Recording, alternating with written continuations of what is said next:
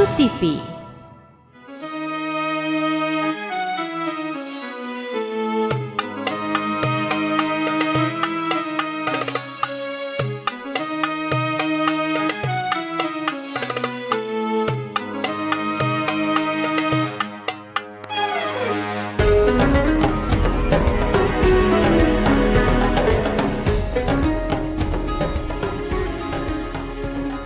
Assalamualaikum warahmatullahi wabarakatuh. Bismillahirrahmanirrahim. Alhamdulillahilladzi syahru ramadhana syahran mubarakan. Kutiba fihi siyam wa unzila fihi al-Qur'an hudan linnasi wa bayyinatin minal huda wal furqan. Allahumma salli wa sallim ala sayyidina Muhammad wa ala alihi wa ashabihi ajma'in, amma ba'du. Hadratal muhtaramin, para alim, para ulama, wabil khusus Ketua Takmir Masjid Agung Al-Munawwar beserta seluruh jajarannya yang mudah-mudahan dirahmati oleh Allah Subhanahu wa taala, dijaga oleh Allah Subhanahu wa taala sehingga bisa memakmurkan Masjid Agung ini semata-mata untuk mencari ridha Allah Subhanahu wa taala. Ma'asyiral muslimin, jamaah salat tarawih yang dirahmati oleh Allah Subhanahu wa taala. Syukur alhamdulillah pada malam hari ini saya secara pribadi selaku rektor Unisma berkesempatan untuk bersilaturahmi bagian dari safari Ramadan. Tadi kami sudah juga bersilaturahmi di pondok-pondok pesantren, yang malam hari ini alhamdulillah bisa bersilaturahmi di Masjid Agung Al-Munawwar Tulungagung ini. Mudah-mudahan kita semuanya selalu diberikan kesehatan oleh Allah, diberikan rahmat oleh Allah, diberikan keberkahan oleh Allah, sehingga kita bisa menjalankan ibadah suci di bulan Ramadan ini, ibadah puasa di bulan suci Ramadan ini dengan sempurna, sehingga kita bisa mencapai derajat muttaqin. Ma'asyiral muslimin rahimakumullah. Hidup kita ini menjadi bagian dari nikmat Allah. Imam Ghazali menyampaikan, nikmat itu bukan sekedar harta benda. Nikmat bukan sekedar kita punya keturunan. Nikmat bukan sekedar kita punya kebahagiaan, hal yang bersifat duniawi. Allah Subhanahu wa taala memberikan nikmat yang disebut dengan nikmatul hayat. Nikmat yang berupa hidup dan kehidupan. Kita semuanya malam hari ini di masjid tetap menggunakan masker. Ini dalam rangka untuk menjaga agar supaya hidup kita tetap lestari, dijaga oleh Allah Subhanahu wa taala. Bagian dari ikhtiar kita. Seringkali kita lupa bahwa hidup adalah nikmat yang sungguh luar biasa besarnya dari Allah Subhanahu wa taala. Mampukah kita mengisi hidup ini dengan berbagai macam amalan-amalan ibadah yang telah diperintahkan oleh Allah Subhanahu wa taala? Kalau tidak, kita sangat rugi dalam hidup ini. Ketika kita dilahirkan oleh ibu kita menangis, yang sesungguhnya kita ini memiliki satu potensi yang disebut dengan fitrah mukhallaqah, yaitu potensi untuk mengesahkan Allah, potensi untuk melindungi sesama manusia, potensi untuk mensejahterakan diri kita dan orang lain, potensi untuk bisa bekerja sama satu sama lain, potensi untuk melindungi satu sama lain, potensi untuk membangun budaya dan peradaban. Potensi-potensi itu telah diberikan oleh Allah Subhanahu wa taala. Potensi itu ketika harus bergabung dengan dunia yang fana, seringkali potensi ini tercemari oleh sebuah lingkungan yang membuat mereka berubah, sehingga anak menangis itu bukan berarti mereka bahagia dan terbahak, tetapi dia bergabung dengan dunia yang fana. Apakah dia itu nanti akan bisa mempertahankan kefitriannya itu atau tidak? Nikmatul hayat, nikmat yang berupa hidup dan kehidupan. Yang kedua adalah nikmatul istiqlal, nikmat yang berupa kemerdekaan. Di setiap manusia memiliki satu peluang untuk mengembangkan jati dirinya, mengembangkan kreativitasnya, mengembangkan potensinya. Tapi seringkali justru kemerdekaan itu dirampas sendiri oleh manusia ketika manusia itu memiliki sifat-sifat kurang terpuji. Itu sesungguhnya adalah merupakan penjara yang sesungguhnya dibanding dengan penjara kehidupan secara fisik. Penjara kehidupan secara fisik ini bisa kita lihat secara bendawi, secara konkret, tetapi sesungguhnya penjara hati yang tahu adalah kita, bukan orang lain. Nikmatul istiqlal ini Allah berikan kepada setiap manusia.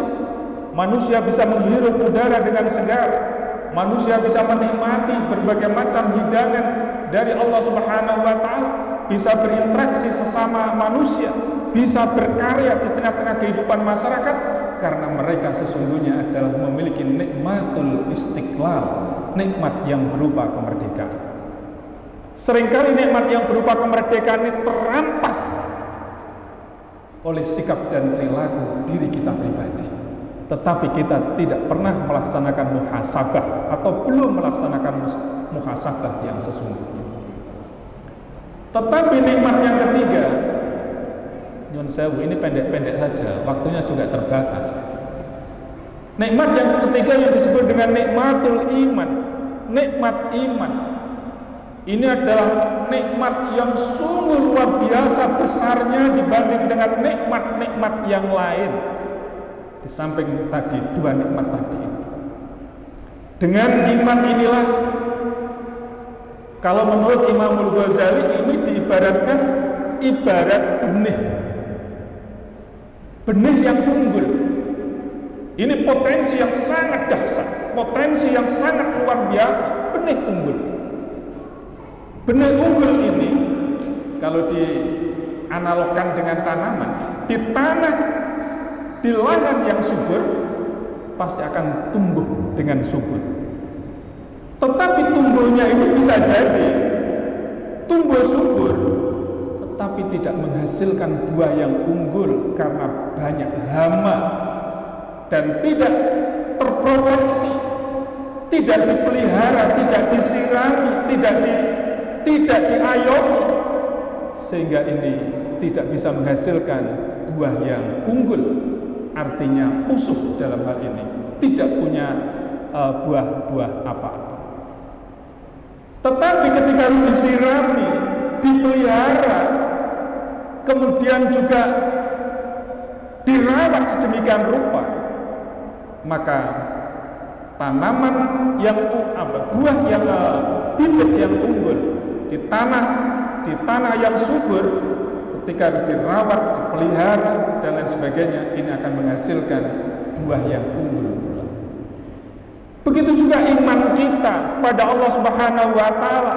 Pada kesempatan ini kita berada di dalam bulan suci Ramadan, syahrun mubarakah, bulan yang penuh berkah, yang dilipat gandakan oleh Allah Subhanahu wa Ta'ala berbagai ibadah sunnah, apalagi wajib, dilipat gandakan oleh Allah Subhanahu wa Ta'ala.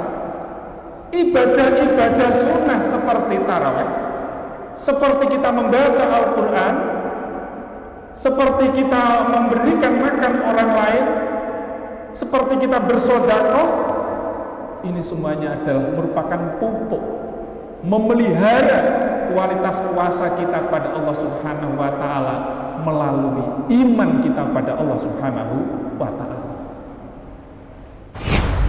Selamat datang di Universitas Islam Malang, kampus unggul berkarakter Islami Ahlus Sunnah wal Jamaah dan telah mengimplementasikan Merdeka Belajar Kampus Merdeka dengan muatan distingsi di setiap program studi. Berbagai pilihan program studi telah didukung oleh fasilitas lengkap, laboratorium modern, dan SDM yang berkualitas.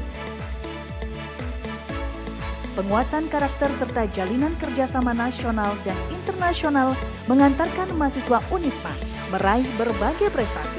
Ketika saya masuk kampus Unisma, saya merasakan pendidikan tinggi Islam yang maju dan modern di sini. Mari bergabung bersama Unisma Malang, kampus unggul berdaya saing menuju World Class University. Unisma dari NU untuk Indonesia dan peradaban dunia. Universitas Islam Malang lahir atas inisiasi para kiai, ulama, dan akademisi yang berdiri pada tanggal 27 Maret 1981. Kepemimpinan Unisma diawali oleh Kiai Haji Usman Mansur, kemudian dilanjutkan oleh Profesor Dr. Kiai Haji Muhammad Tolha Hasan, Profesor Dr. Haji Ahmad Sodiki, Dr. Insinyur Abdul Mukri Prabowo MAG SC, Profesor Dr. Haji Surahmat MSI, dan Profesor Dr. Haji Mashkuri MSI.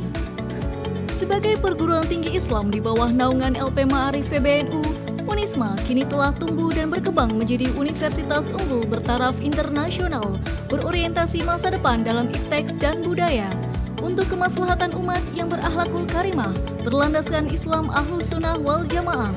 Di usia 40 tahun ini, Unisma telah menorehkan berbagai prestasi. Unisma telah mengimplementasikan program Merdeka Belajar Kampus Merdeka.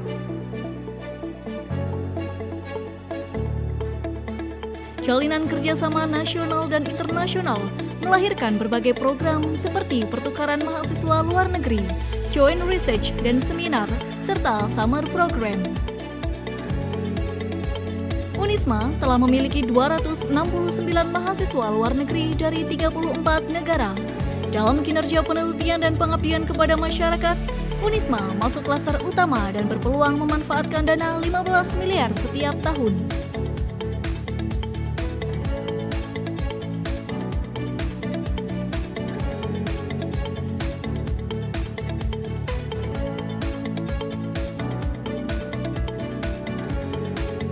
Unisma telah meraih sertifikat ISO 9001 tahun 2015 dan memiliki berbagai program peningkatan kualitas SDM, dosen, dan karyawan. Fasilitas kampus semakin lengkap, lingkungan yang bersih, gedung yang megah, indah, dan nyaman untuk belajar.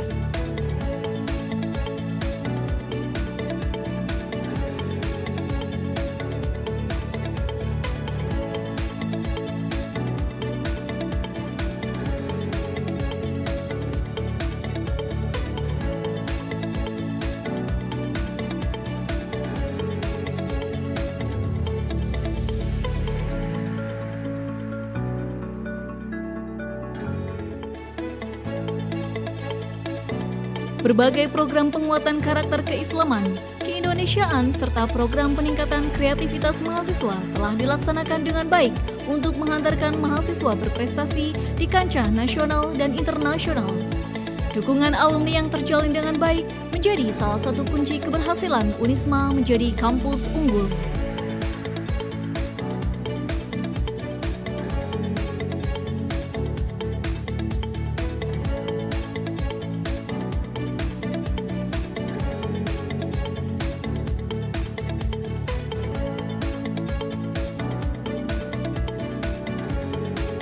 Sepuluh program studi telah terakreditasi A dan unggul dari BAN PT. Unisma juga memiliki lembaga sertifikasi profesi yang berlisensi dari BNSP. Infrastruktur teknologi informasi Unisma telah berkembang pesat dengan didukung sistem informasi manajemen terpadu, penggunaan learning management system dalam pembelajaran daring yang terkoneksi ke Spada Dikti, serta pengelolaan publikasi secara online. Selamat ulang tahun ke-40 Universitas Islam Malang. Semoga Universitas Islam Malang semakin jaya. Teguhkan tekad kemajuan, Satukan langkah percepatan, kuatkan semangat inovasi, tingkatkan prestasi dan produktivitas. Mewujudkan Unisma unggul dan berdaya saing. Unisma dari NU untuk Indonesia dan peradaban dunia.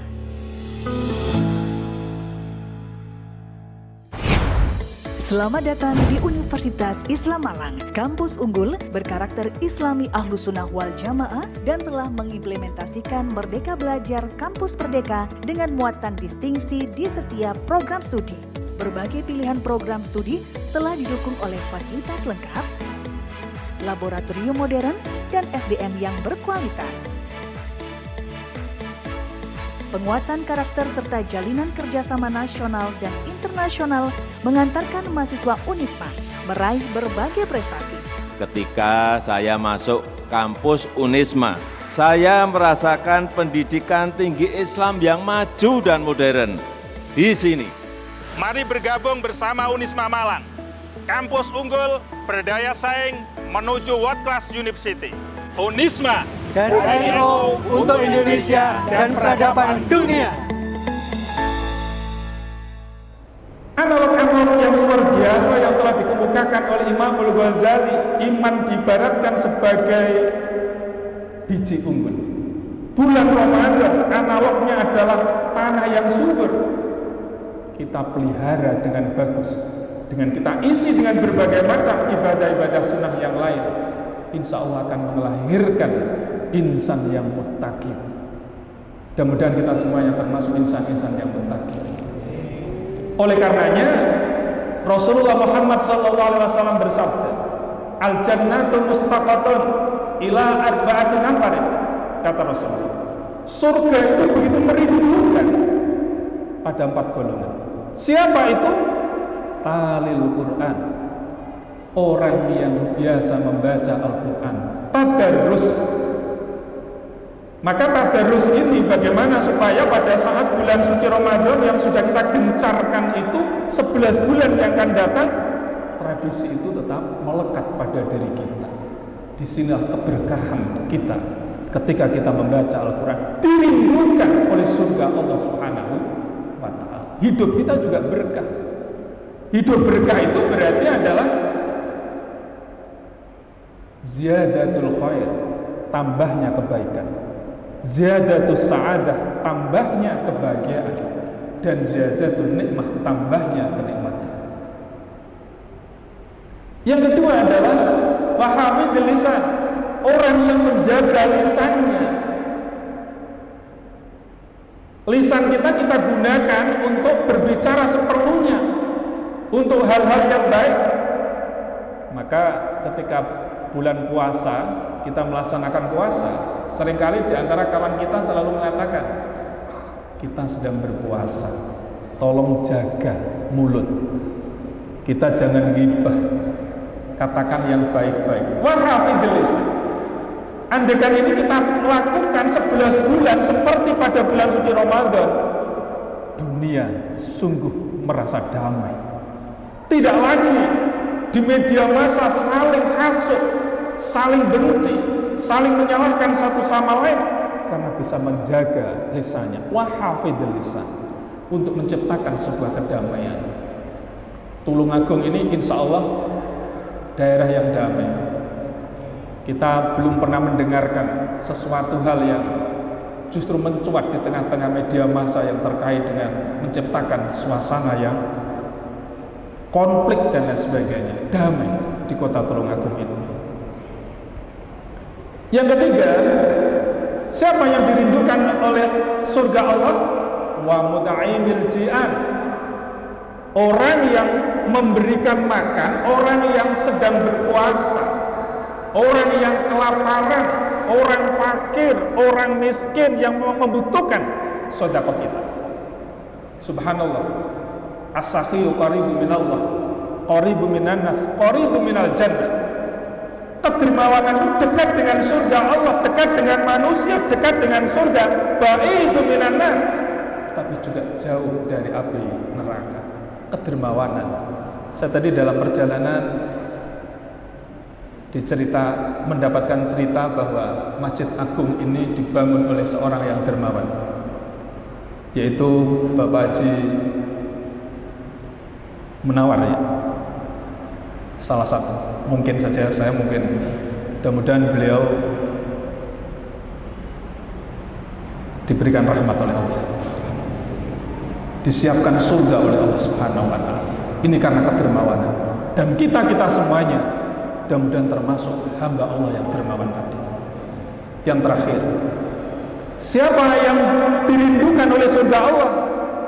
Waswa'imina fis syahri Ramadan, yaitu orang yang puasa di bulan suci Ramadan. Puasanya ini puasa lahir dan batin, bukan puasanya orang awam. Kalau orang awam hanya menahan makan atau menahan makan, minum, nafsu. Tapi jari jemarinya ini yang seringkali masih melakukan maksiat, apalagi sekarang ini dengan HP, mudah hoak, mudah menyebarkan berbagai macam informasi. Lisan bisa dijaga, telinga bisa dijaga, mata bisa dijaga, nafsu bisa dijaga. Ternyata tangan ini menjadi sumber maksiat karena kebohongan-kebohongan itu seringkali lepas itu saja tanpa penelitian dan tanpa kontrol dari kita semuanya. Mudah-mudahan kita termasuk hamba Allah yang dijaga oleh Allah Subhanahu wa Ta'ala. Tetapi lebih jauh dari itu adalah menata hati kita. Ketika kita puasa di bulan suci Ramadan, lillah atau hanya sekedar menggugurkan kewajiban terhadap puasa ini. Kalau sekedar menggugurkan kewajiban, maka puasa kita termasuk puasanya orang awam. Tapi sebaiknya adalah lahir dan batin. Secara lahir kita puasa, batin kita juga puasa. Artinya apa? Menata hati, pikiran dan perbuatan kita. Insya Allah dari keempat tadi, talil Quran, wahafidil lisan, wa mut'imil ji'an, wasso'imina fi syahri Ramadan. Empat-empatnya mudah-mudahan ada pada kita semuanya, sehingga surga Allah betul-betul merindukan kita semuanya. Demikian masyarakat muslimin yang bisa kami sampaikan, dan terima kasih pada takmir Masjid Agung Al-Munawwar Tulungagung yang sudah memberikan kesempatan kami untuk safari Ramadan. Apabila ada suatu hal yang kurang berkenan, kami mohon maaf yang sebesar-besarnya. Akhirul kalam, wallahu muwaffiq ila aqwamit thoriq. Assalamualaikum warahmatullahi wabarakatuh.